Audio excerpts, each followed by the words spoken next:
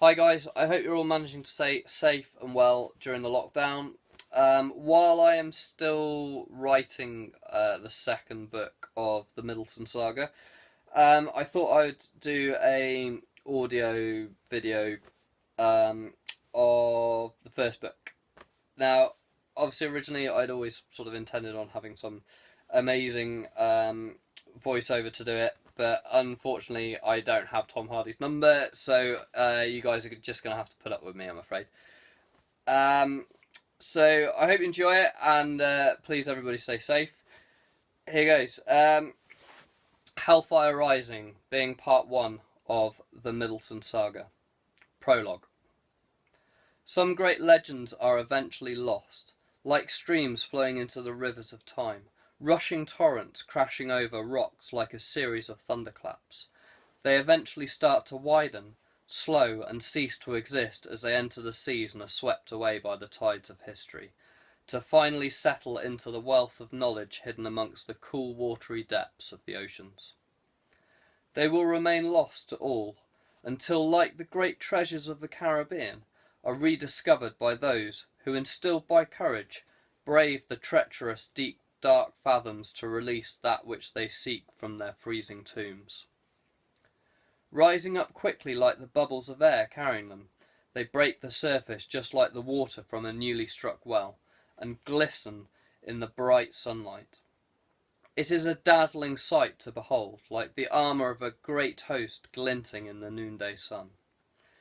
And so this great tale, like so many before it, arose from simple beginnings, and may well have been lost forever amongst the depths had it not been for a few who stumbled upon its secrets while on a voyage of discovery.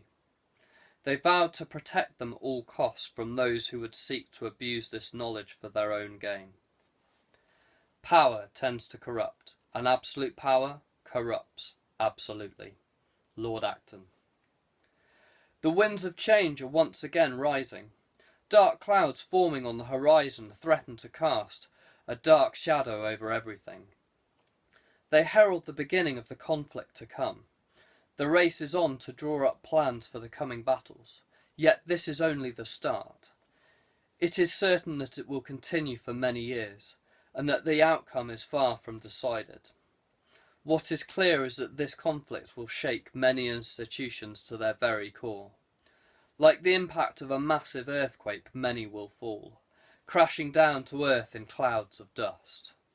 Only the strongest foundations will remain, a testament to how carefully they were constructed and the purity of the principles that they hold dearest. Many lives will be written out of existence, wiped out in the blink of an eye, just as the light of a dying star, imploding on itself, vanishes, leaving nothing but darkness. Great pain will be suffered as loved ones are lost. The only hope is that out of the ashes a phoenix will arise with a bright new future.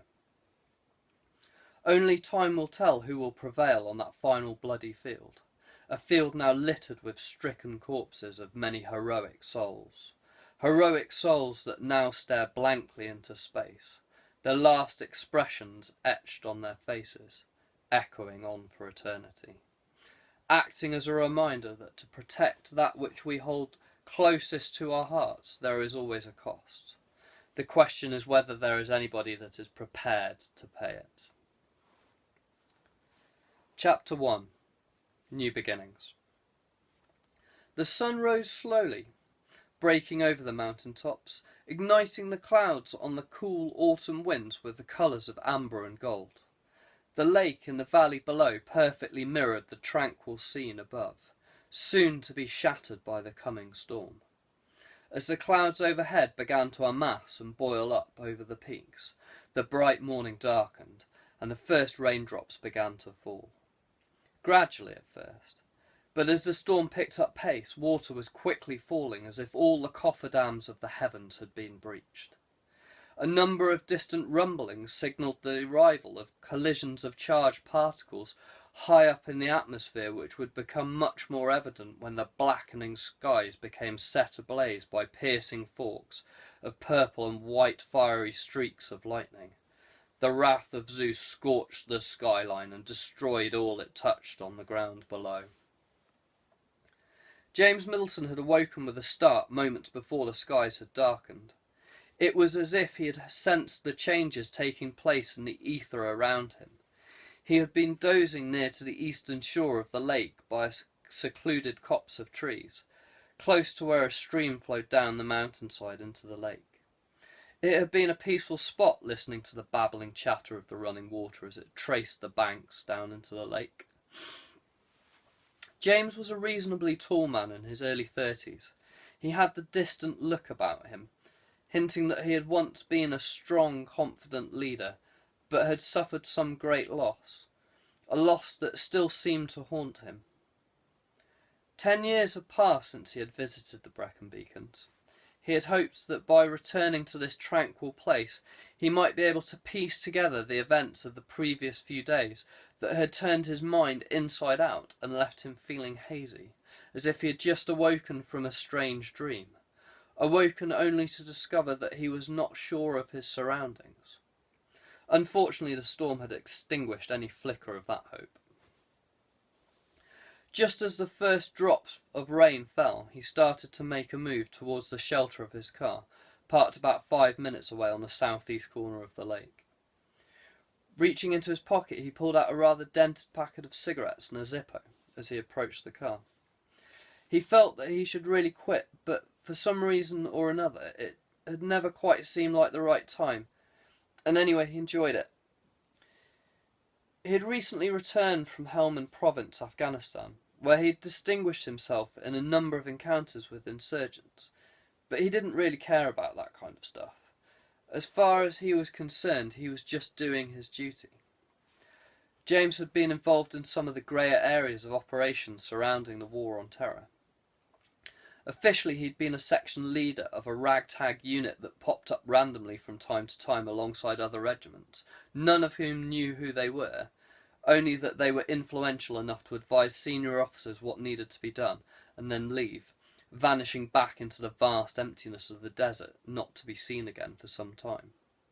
In reality, James himself could have pulled rank over a full colonel when required, but that never really had been put to the test, mainly due to the fact that the unit hardly ever came into contact with any. Most of his time had been spent with his own men searching out any little piece of intel that they deemed to be of significance, or in rooting out high-priority targets for one of a number of agencies who preferred to remain hidden in the shadows, concealed by smoke and mirrors, all of which was very cloak and dagger, and best not to be disclosed in any real length or detail. He was through with all that now. It had changed him completely from the man he had once been. He had seen enough bloodshed to last for generations, and had lost much more than most. His greatest love now lay in an unnamed grave, in some sandpit in the middle of a foreign land. On the day he had lost her, he had vowed never to get that close to anyone again. He did not want to feel that kind of hurt ever again, an emptiness stretching right to the pit of his stomach. His deepest fear was that his soul would become irreparably tainted if he sustained another such injury. He would certainly never talk about it to anyone for years, and even then not in any detail or with any real emotion behind it. That part of his life now seemed more like a dream than actual reality, a distant memory veiled in the mists of time. In some ways it had hardened him. From then on he would always seem to be surrounded by a wall protecting him from making any real emotional connection with anybody. Now back in the shelter of his car, his mind returned to the events of the last few days, when he had left the base for the last time, never to return. For the whole duration of his train journey from Hereford up to London, he'd had the uncomfortable nagging feeling that he was being watched. On the train he had put this down to years of scrutinising everyone around him, and always having to watch his back. So he pretended not to notice and put it to the back of his mind. A feeling that in fact would prove to be correct. On his departure of the train at Paddington, someone stepped off just behind him. he felt the lightest touch of fingertips in his pocket. Whoever the perpetrator had been, they managed to evade his grasping reaction and disappeared into the crush of people exiting the platform. Initially he'd thought that they might have taken his wallet or phone, but after checking, he was relieved to find both still there, though they were now accompanied by a crumpled piece of paper. Upon opening the creased note, things only became stranger. 4 letters had been quickly scribbled onto it. S-P-Q-R. The same letters, in fact, that he and somebody whom he thought he would never see again had probably unwisely had tattooed on their right shoulders some 10 years previously. The question was, why the hell would someone put that onto a piece of paper, shove it in his pocket, and run off? A puzzle that still teased him as he continued his journey home. The tube and overground ride from Paddington to Clapham Junction was uneventful compared to the chain of events at Paddington. Surprisingly, even the underground ran on time for once. The whole journey took only about half an hour, and from there it had just been a short walk to his house on Frere Street. The cream-coloured 4-storey house of number 12 Frere Street stood proudly between 2 red brick houses of the terrace, accessed by a flight of 10 steps that rose up from the pavement leading to a glossy royal blue front door. A large brass knocker in the shape of a lion's head, with a ring clenched between its impressive teeth, hung 3/4 of the way up the door. James had intended just to dump his kit down in the hall and go to bed. Unfortunately, the events that had started at Paddington were not quite over. He'd opened the door to find an envelope had been pushed through the letterbox, with no stamp or address, just his name, written in the same hand as the note at the station.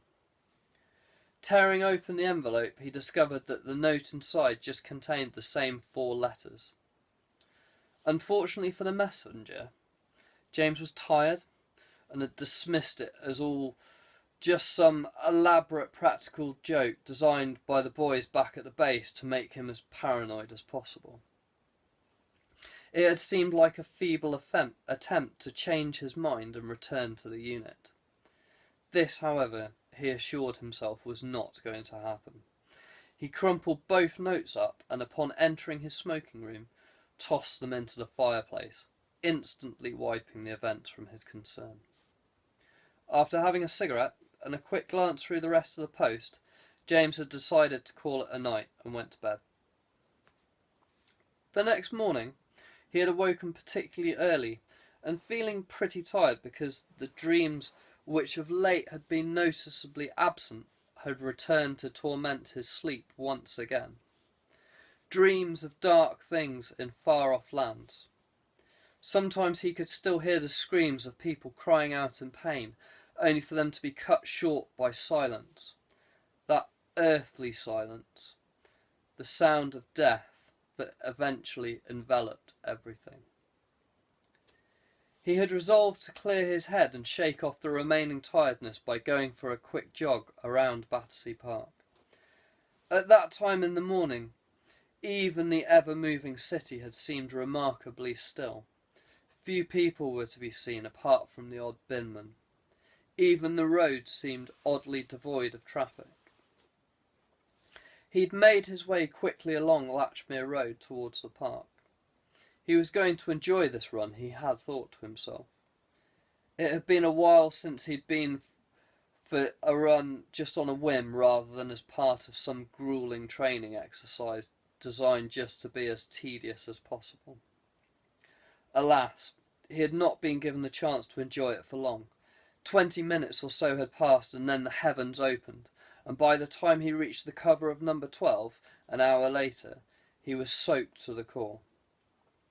Sometimes he hated this infernal country for the amount of rain it seemed to attract. When he crossed the threshold, he noticed that while he'd been out, another note had been posted through his door. The note was staring up from its resting place on the mat just inside the doorway. At the time, James had felt that it was starting to become a bit tedious, and had been on the verge of grabbing the envelope and tossing it out into the rain-soaked street, when something caught his eye. In the very corner of the still folded note had been etched in red ink a small squirrel with a broken nut lying at its feet. He'd slowly turned his left hand over to look at the silver signet ring on his little finger that had been engraved with a very similar design, except for one small distinction. The nut was whole in the squirrel's hands. Without a second thought, he'd quickly unfolded the note. He had hoped that he would never have to see that symbol in use. It had been given out to a very select group of people, the majority of whom had been comrades in arms at one point or another over the past 10 years, with the specific instruction that if they were ever in any kind of real danger, they should contact either him or one of the others.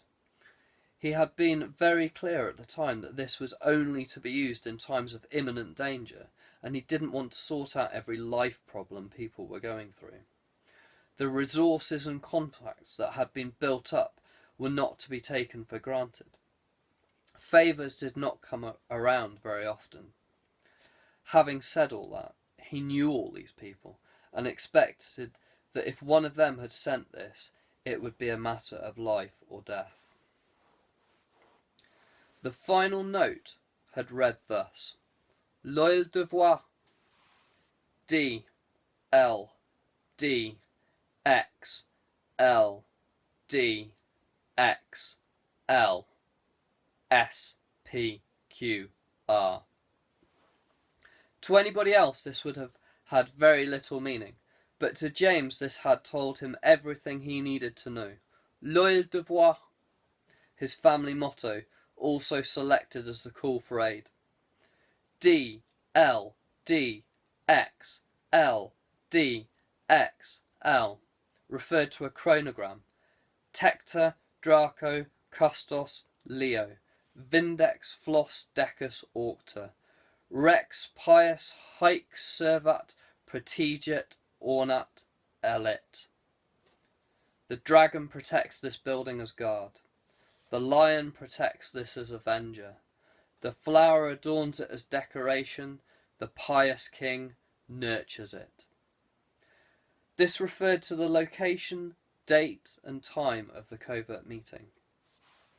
The location of the meeting place, Sherborne School, where the chronogram was inscribed above the main door of the old schoolroom, also known as the OSR. The time of the meeting was calculated by adding the Roman numerals together in pairs, then taking the original sequence, reversing it, and doing the same process again. Surprisingly, the sequence had almost palindromic qualities, as both came to 1550. Combining the two answers and dividing by 20 as the two X's were highlighted equaled 155, which when converted into military time meant 0155. The double brackets around the D's meant the third day in the week with only two vowels in, starting with Monday, therefore Friday. James couldn't help the small hint of a smile at the corner of his mouth as the sheer irony of the cipher dawned on him. Arguably the most notable person to have ever graced those hallowed halls of learning was Alan Turing, famous for his vital contribution in cracking the German Enigma code during the Second World War. James wondered whether the original chronograph had inspired the great codebreaker during his spell at Sherborne. Finally, SPQR referred to the person who had sent the note, the person he'd got the tattoo with, Chris Flack. He and Chris had joined up at the same time and had served in many campaigns together, mainly in the Middle East.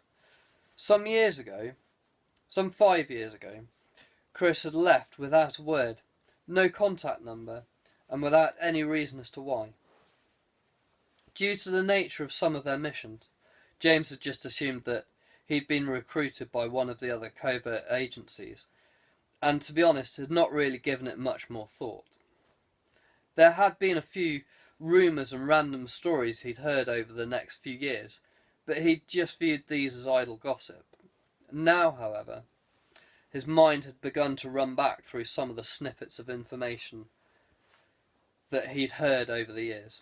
Most of them didn't really seem that plausible. Drug running, secret brotherhoods and assassins' guilds, to name but a few. True, they had been trained by the best in special intelligence, and had on occasion taken on their fair share of strategic military targets, high-ranking officials, including a few on the US Most Wanted list, which certainly made them extremely desirable in the eyes of many different types of organisation. But what they had done had all been in the name of duty. They had taken an oath which they had felt honour-bound by. I swear by Almighty God that I will faithfully and bear true allegiance to Her Majesty Queen Elizabeth II, her heirs and successors, and that I will, as in duty bound, honestly and faithfully defend Her Majesty, her heirs and successors, in person, crown and dignity against all enemies, and will observe and obey all orders of Her Majesty, her heirs and successors, and of the generals and officers set over me. So help me God.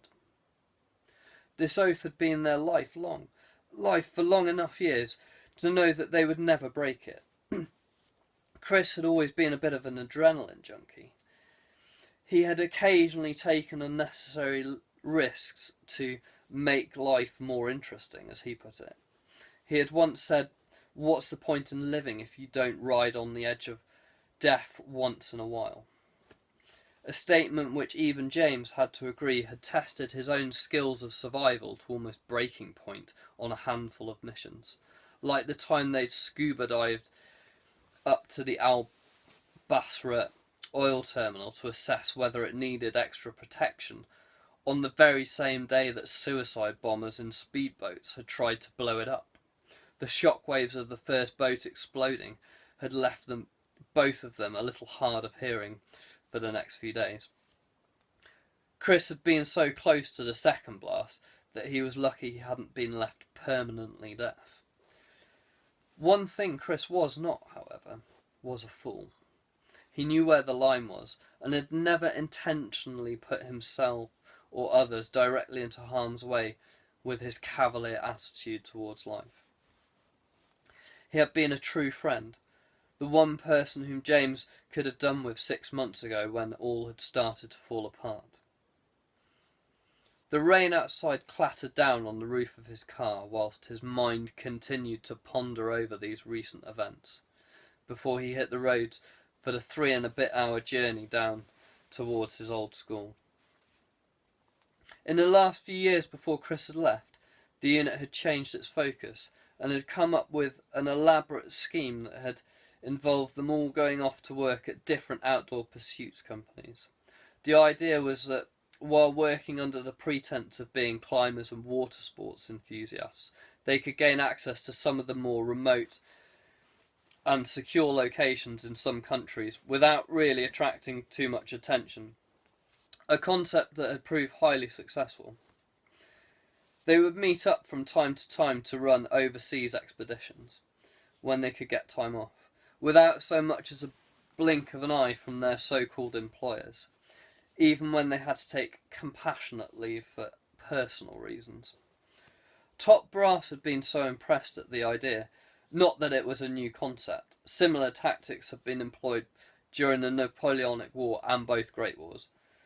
The military had used cartographers and famous explorers to gain vital information inside enemy territories occupied and under their scientific guises. Nevertheless, the powers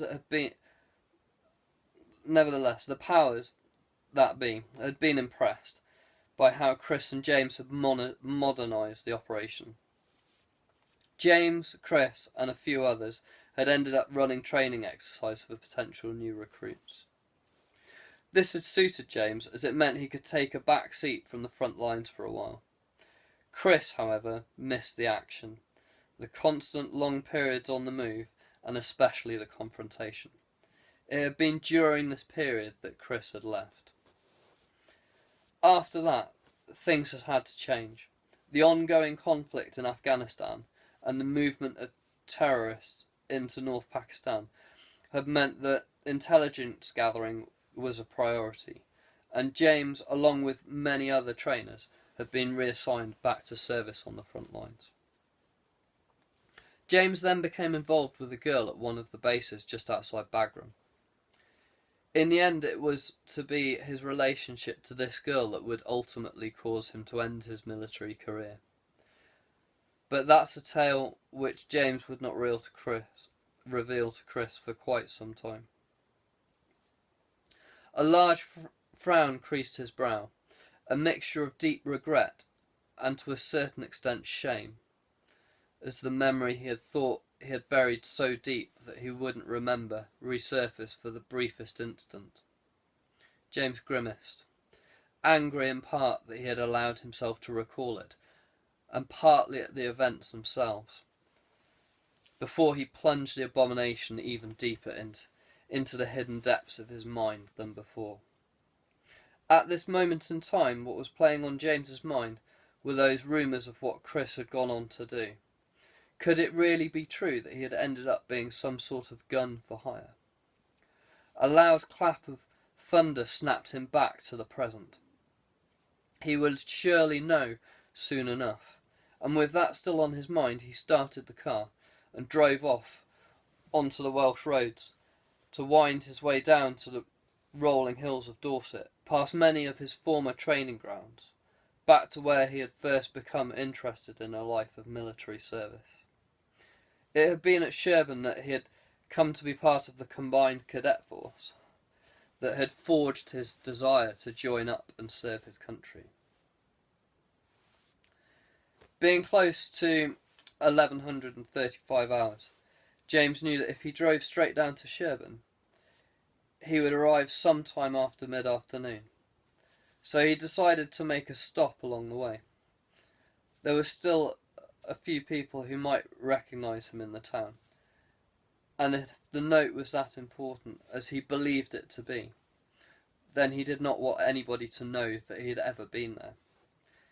He concluded to drive via Pensford, a small village just outside Bristol, to see his cousin, who had recently moved to the village. It would be nice to have a catch-up and hopefully some dinner. He had not seen Jules for a few years, and did genuinely want to know what she was up to these days. She'd been living in London and working for some bar doing PR, but she'd not really enjoyed it, and had moved back to the area where her parents had lived for many years. James had always had a bit of a soft spot for her. She'd been a great sailor, on the verge of breaking into the Olympic squad, but unfortunately she'd not been able to cope with the pressure, and had given it up. She was very attractive and had a very outgoing personality, with quite a cheeky side to her that had always kept James entertained whenever they'd been at the same social events. The traffic had been far worse than he had anticipated for the time of year, and so it was almost 1400 by the time he pulled up on the narrow lane of Church Street where Jules's residence of Old Church Cottage was nestled, just a few doors down from the local pub, the Rising Sun. Walking up to the dark green front door set into the old stone-built cottage, he knocked at the door and waited. Moments later the door opened to reveal his cousin. She'd not changed much in the 5 years since they'd last seen each other. "James, how are you? So good to see you," Jules exclaimed, wrapping her arms around him and kissing his cheek. "Good, thanks. Looking as radiant as ever, I see," he replied. "Oh, you always were such a charmer. Come in, I'll put the kettle on." "Thanks." He followed her through quite a narrow hallway into a spacious kitchen. Looking around, he took in the light, airy colours on the walls and the cream Arga centrally positioned up against the far side of the kitchen. Beautifully carved wooden cupboards were strategically hung around the room, and in the centre was one of those island preparation tables. She had always possessed a great sense of taste, especially when it came to making the most of a space. "This is a lovely cottage you've managed to find," James stated. "Well, Mummy and Daddy helped me to find it," she replied, which was code for they'd helped to purchase it for her. "Earl Grey, okay? I don't seem to have anything else at the moment, unless you want coffee." "Earl Grey's fine. Do you still just take it with a minimalistic view to milk?" "Yeah, still a creature of habit," he replied with a smile. Once the tea had been made, she took him through into the sitting room. Again, this room was lightly decorated. It was a cosy room, but with enough space for a few armchairs, a sofa, and a wall-mounted television. "So I understand you finally hung up the rifle." "I thought it was about time." "I'm glad. I always worried about you, not knowing exactly where you were, or what you were up to, only that wherever you were, it wasn't going to be to the safest place," she said. "Well, now you don't have to worry. In a way, I think I'll miss it. Especially the guys. But as you say, it wasn't always the safest of career options." James did not mention anything about what had happened since he'd left the regiment. He was very careful not to get her involved in anything that could end up getting her hurt, or worse. "Have you any idea what you'll do next?" "I have a few ideas, but I'm not going to rush into anything." "Will you stay the night?" "Unfortunately, I have a really early start in Dorset, so as much as I appreciate the offer, I think I'll make a move later on this evening." "Well, you must at least stay for supper, at least." I should really think about making a move." "Oh, go on. We haven't seen each other for such a long time." "Well, if you insist. As long as it's no trouble. Don't be silly. It would be a pleasure." Having followed her Facebook, Just Jules, he knew she had some awesome recipes and was passionate about food. So in the end, it was around about midnight by the time James had left Jules and headed off towards Sherburn. He decided his timing would be perfect, as the drive would take not much more than an hour, giving him plenty of time to make a reconnoitre of the school and the surrounding town, before slipping into the school via one of the old secret passageways built by the monks as a final escape to exit the cloisters during the reign of the Tudors. Most of these passages had been blocked up or become unusable, but there were a few that still existed, although James only knew one or two.